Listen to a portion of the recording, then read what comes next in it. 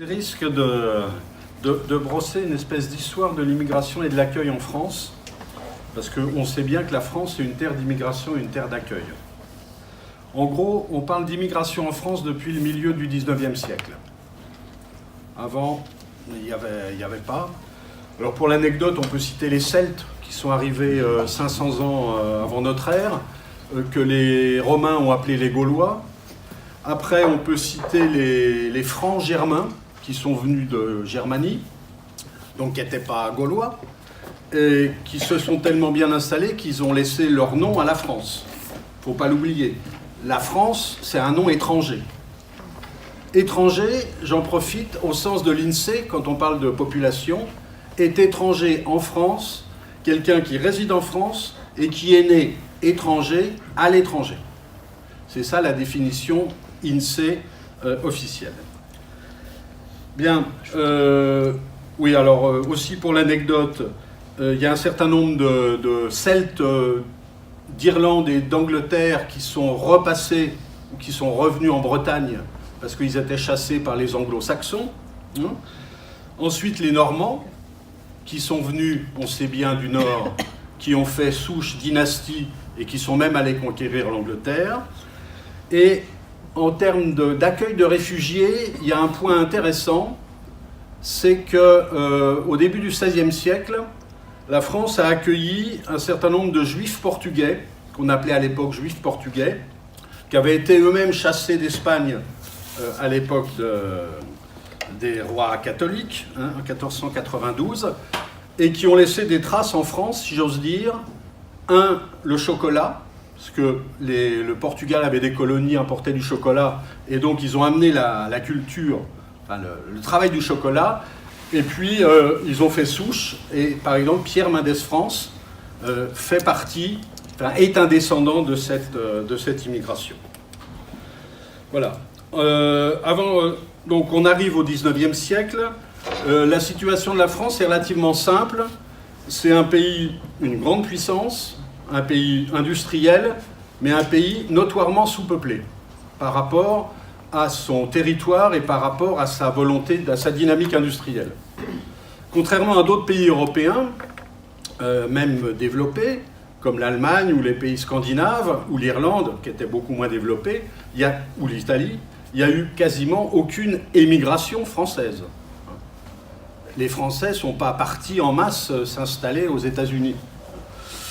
Voilà. Et donc, comme il n'y avait pas assez de monde, eh ben, on a laissé, ou on a fait venir, on a laissé les gens s'installer. Alors, les premiers, ça a été dans les mines et dans l'agriculture, même si 50% de la population française était rurale, il n'y avait pas assez de bras pour faire tourner les fermes. Donc, les Belges sont venus s'installer en France, assez nombreux, des Italiens et des Polonais dans les mines, ça avant la guerre de 14. Toujours pour l'anecdote, le plus vieux poilu, le plus ancien poilu qui est mort il y a quelques années, s'appelait Lazare Ponticelli et il faisait partie de cette première immigration italienne. Voilà. Bon, ponctuellement, on faisait appel à de la main-d'œuvre des colonies, entre guillemets. Essentiellement des Kabyles qu'on venait de venir d'Algérie ou des Indochinois. Et on leur confiait des tâches dans les industries de l'armement. Tout le monde imagine que l'industrie de l'armement, surtout à l'époque, c'est une industrie à haut risque, donc autant employer des gens qui n'étaient pas sur le territoire à l'origine. Il y avait un attrait intellectuel notable de la France à cette époque, la Belle Époque. Donc tout le monde connaît Chagall et puis Picasso, qui sont venus à cette époque-là. Et puis il y a eu beaucoup d'accueil de juifs d'Europe centrale et de Russie, et qui fuyaient les pogroms et qui étaient obligés de quitter leur shtetl. En 14-18, la guerre, on a bien sûr, c'est pas vraiment de l'immigration, fait appel aux troupes coloniales. On a fait venir des travailleurs chinois, y compris avec les Anglais qui étaient sur le front de la Somme, et un certain nombre de ces travailleurs chinois qui travaillaient pour l'armée se sont installés en France, après la guerre de 14. Bon, la période d'entre-deux-guerres, la France souffre toujours d'un déficit démographique, accru par l'hécatombe de la guerre, et c'est bien sûr la reconstruction. On accueille bien sûr les Arméniens, les rescapés du génocide, qui s'installent essentiellement à Marseille, puisqu'ils arrivaient par bateau de Marseille, puis ils ont remonté le Rhône, Lyon, et puis ensuite la région parisienne. Alors ils ont aussi laissé des traces dans l'histoire et dans la culture française. Henri Verneuil, cinéaste que les plus anciens connaissent, était fils de ces premiers immigrés. Robert Guédiguian, qui est resté à Marseille, lui, et puis bien sûr Charles Aznavour. Ensuite, les Italiens. À Marseille, à cette époque-là, à peu près 1/5 de la population était italienne d'origine. Il y avait 100 000 Italiens à Marseille. Marseille étant le grand port de la Méditerranée, le grand port français. On en retrouve aussi beaucoup en Moselle dans la sidérurgie. La fameuse vallée des Anges, il y avait des Italiens. Et les rivalités entre communautés étaient habituelles. Le dimanche après-midi, en Moselle, le grand jeu, c'était le bal, et puis après, c'était la castagne entre les Italiens qui vivaient dans le quartier italien et puis les petits Mosellans de souche qui s'amusaient aussi. Voilà. Cavana, le grand Cavana, fait partie de cette immigration. Enfin, son père, plus exactement. Il faut citer aussi en termes d'accueil les antifascistes italiens qui sont venus s'installer. Et donc Yves Montand, bien sûr, lui, descend de ses parents, étaient des réfugiés antifascistes.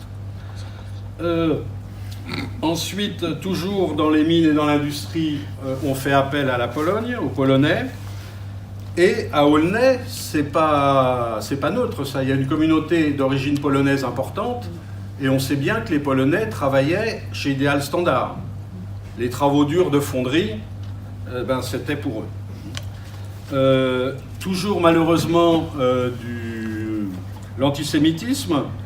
Donc les juifs polonais sont venus aussi s'installer.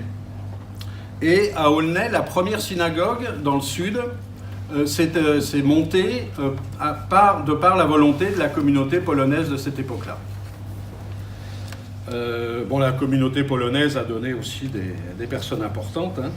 Henri Krasuki, ancien responsable de la CGT, et puis même un archevêque catholique, Jean-Marie Aaron Lustiger. Lustiger, comme on dit. Les Allemands réfugiés, Allemands anti-nazis, juifs allemands, bien sûr. On pense aux parents de Daniel Cohn-Bendit et aux parents de Gabriel Cohn-Bendit. Et puis les républicains espagnols, nombreux aussi à cette époque-là. 45, c'est la reconstruction. On fait venir pour travailler dans les mines beaucoup d'Algériens. Les Espagnols vont travailler un peu partout. Et les Italiens viennent aussi travailler dans les mines. Ils ne resteront pas très longtemps parce qu'il y a eu un deal entre le gouvernement français et le gouvernement italien. Le gouvernement italien voulait du charbon, il n'y a pas de mine de charbon en Italie, la France en avait, on leur a dit écoutez, on vous donne du charbon si vous nous envoyez de la main-d'œuvre. Donc il y a des Italiens qui sont venus dans les mines comme ça. Voilà, immigration italienne qui a continué et qui a donné un maire à Aulnay-sous-Bois. Un des maires précédents était fils de réfugiés espagnols. Et puis un autre maire, on va en parler tout à l'heure. Voilà. Bien. Les 30 Glorieuses, 50-70, immigration portugaise, que tout le monde connaît, raison économique, et puis aussi raison politique. Beaucoup de jeunes Portugais n'avaient pas envie d'aller au Caspi, par l'Angola et dans Mozambique, et donc sont venus en France. Et puis finalement, après, la situation s'est réglée, mais ils étaient déserteurs et ils venaient bosser en France. La communauté portugaise, ou d'origine portugaise, est quand même la communauté la plus importante en France. Bien sûr, ensuite, beaucoup de monde sont venus d'Afrique du Nord, et surtout, il y a eu une démarche importante, c'est qu'on a été les chercher. Les grandes industries allaient chercher au Maroc, essentiellement, de la main-d'œuvre. C'est ce qu'avait fait Citroën, c'est ce qu'a fait Simca, et Citroën. La Rose des Vents, il y a énormément de gens qui viennent de cette époque-là. Après deux phénomènes que j'avais en tête, donc j'en parle bien qu'il ne s'agisse pas directement d'immigration. Il y a eu le phénomène des rapatriés d'Algérie, des Français d'Algérie, 1 million de personnes quand même. Et ça s'est fait, je dirais, relativement naturellement. Dont les pieds noirs. Il faut savoir que 50% des pieds noirs étaient eux-mêmes naturalisés. En majorité des Espagnols, quelques Italiens et quelques Maltais. Et ils ont donné aussi le précédent maire d'Aulnay-sous-Bois. Les harkis, là, c'était plus de l'exil de l'accueil du réfugié qu'autre chose. Les harkis qui étaient français, mais qu'on a appelés pudiquement, et ça a été eux les premiers, les Français musulmans, et qui ont vécu dans des conditions assez effroyables. Et puis bien sûr, dans ces pieds noirs, enfin, dans ces Français rapatriés d'Algérie, et non pas pieds noirs, beaucoup de juifs séfarades, et une grande communauté juive séfarade était à Aulnay dans ces années-là. Il y avait 600 familles qui vivaient au logement français, en particulier dans les 3000. Et ils ont créé la deuxième synagogue d'Aulnay, rue Robespierre, synagogue de rite séfarade, qui aujourd'hui, pratiquement, je ne pense pas qu'ils soient assez nombreux pour se réunir pour le culte du Shabbat. Voilà. Et puis, bon, pour l'anecdote, l'immigration de l'intérieur, mais ce n'est pas vraiment ça. Hein, Debré, depuis les années 60, avait créé un bureau d'accueil de la main-d'œuvre des territoires d'outre-mer. Mais ce n'est pas des étrangers, puisqu'ils sont nés français en France. À partir de 70, c'est le début du durcissement de l'immigration, et on associe le séjour au contrat de travail, ce qui n'était pas systématiquement le cas avant. Et on va donc, en créant cette chose-là, créer les sans-papiers. Voilà. Puisque ceux qui n'ont pas de titre de séjour, même s'ils travaillent, ils sont donc sans-papiers, puisque avant, les choses étaient beaucoup plus simples. Beaucoup de monde de l'Afrique subsaharienne qui arrive, beaucoup d'Africains. De l'accueil, beaucoup d'accueil, il ne faut pas l'oublier, les boat people du sud-est asiatique. Et là aussi, grosse communauté à Aulnay, puisqu'ils ont travaillé à l'usine Citroën. Les réfugiés du Liban. Les réfugiés politiques d'Amérique latine, le Chili. Il y avait une communauté importante de militants du MIR à la cité Emmaüs. Les réfugiés plus tard des guerres de Yougoslavie. Et en 1974, Giscard, enfin, sous la présidence de Giscard, a été institutionnalisé, officialisé le regroupement familial. Donc les travailleurs immigrés, les fameux travailleurs immigrés, le TI du GISTI, ne vivaient plus dans les foyers ex-Sonacotra, mais ils vivaient avec leur famille et ils sont intégrés dans la situation. L'aide au retour qui était mise en balance avec la loi, c'est quelque chose qui n'a jamais bien fonctionné. Et je terminerai par... alors, il ne faut pas oublier non plus les réfugiés haïtiens, depuis un certain nombre de choses. Et en 1999, et je m'arrête là, puisqu'on est dans l'époque contemporaine, la Croix-Rouge ouvre le centre de Sangatte. Sangatte, qui était essentiellement occupé, je ne dirais pas habité, par des réfugiés afghans et des réfugiés du Kosovo. Voilà. Et pour l'anecdote, la jungle de Sangatte, ça vient d'un mot des langues afghanes qui veut dire la forêt. Voilà. Donc il y a eu une évolution de sens intéressante. Voilà, donc j'ai été très long. Si, juste un mot quand même, parce que c'est important. Là, j'ai parlé de métropole, mais il ne faut pas oublier que dans les départements d'outre-mer, il y a des phénomènes importants d'immigration.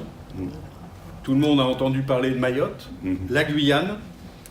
Donc c'est la France, la grande France, qui est confrontée à ces problèmes d'immigration. Voilà.